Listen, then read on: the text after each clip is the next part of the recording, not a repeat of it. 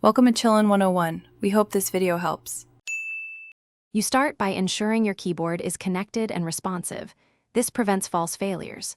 Once ready, make sure no full-screen program is intercepting shortcuts because those apps can block system key sequences. Now place your fingers on Control, Shift, and ESC so movement is minimal. Press and hold Control and Shift, then press ESC.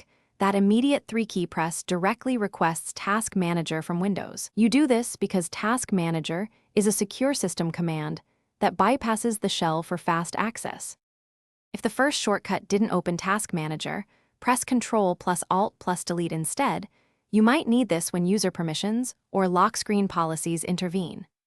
Once you see the blue security screen, use the arrow keys or mouse to pick Task Manager. You then get a controlled, elevated interface in which to manage processes.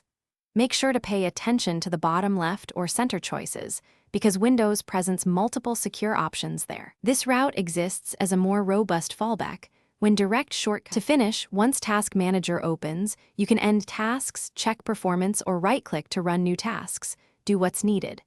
If Task Manager won't appear, press Windows plus R, type Taskinger, and press Enter as an alternate launch method.